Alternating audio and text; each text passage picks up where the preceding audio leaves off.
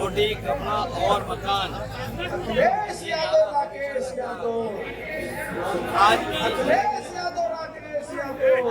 जाना जरूरी है, रोटी कपड़ा और मकान, लेकिन इसके साथ साथ संविधान बचाना भी जरूरी है। ये संविधान बचाने की लड़ाई है।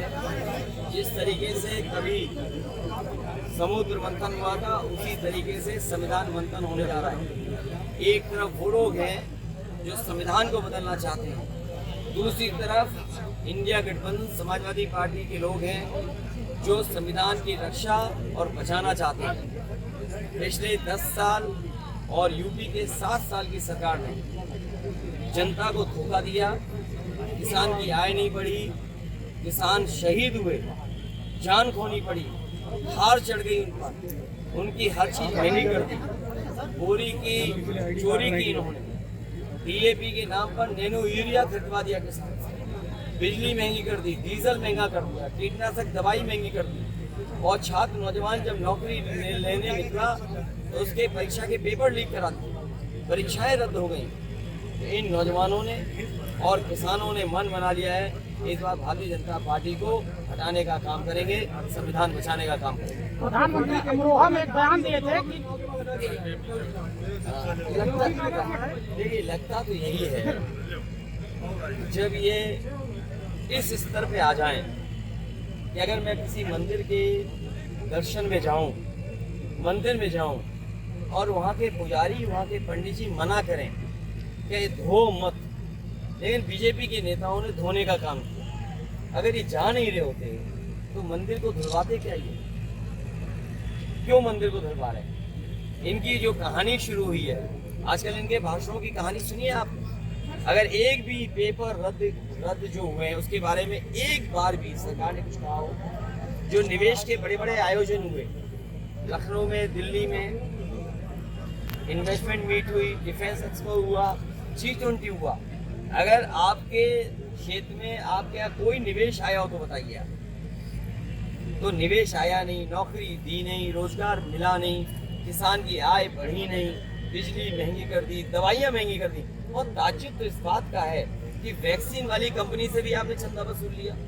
और पहले तो बुखार ठीक हो जाता था 500 mg पैरासीटामोल गोली खाने से, और जब से बीजेपी की सरकार आई है 650 mg की गोली खाने के बाद भी बुखार नहीं उतर रहा है। बताओ घोटाला है कि नहीं है? और मोटरसाइकिल कितनी महंगी कर दी, गाड़ी कितनी महंगी कर दी, बिस्किट के पैकेट छोटे कर दिए, और नैनो यूरिया बनाने वाले उद्योगपतियों की तरह विदेश भाग गए। भारत छोड़ के चले गए कि नहीं चले? अखिलेश जी, बीजेपी कह रही है यूपी में 80 में 80 सीट, 4 चरण का चुनाव हो गया है। सच्चाई ये है कि 79 सीटें इंडिया गठबंधन जीत रहा है, बीजेपी हार रही है।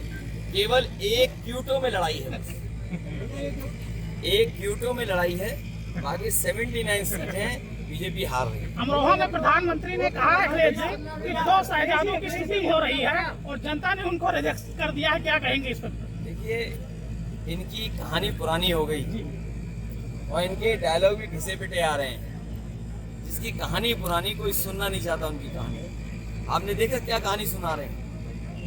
तो ये जिनकी कहानी कोई सुनना नहीं चाहता, डायलॉग कोई सुनना नहीं चाहता, घिसे पिटे डायलॉग बोल रहे हैं, तो उससे घबराहट हो रही है इनके अंदर। ये सवाल ये नहीं है, ये शहजादों को इसलिए याद कर रहे हैं कि देश के शहंशाह हटने जा रहे हैं।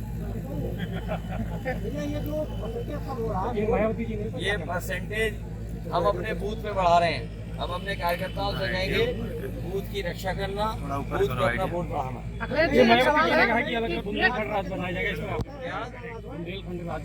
देखिए, ये जो बहुजन समाज पार्टी है, ये बीजेपी की भाषा बुलवा रही है। जो बीजेपी बोलेगी, अगर नहीं बोल सकती है तो बहुजन समाज पार्टी से बुलाती है। और आपने देखा होगा उत्तर प्रदेश में कहीं ना कहीं दोनों हाथ मिलाए हुए हैं। इसलिए मैंने बहुजन समाज के लोगों से भी अपील करूंगा, और खासकर बाबा साहब भीमराव अम्बेडकर जी पे जो आस्था रखते हैं उनसे मैं अपील करूंगा कि अपना वोट खराब न करें, संविधान बचाने के लिए, लोकतंत्र बचाने के लिए इंडिया गठबंधन की मदद करें। बहुत धन्यवाद।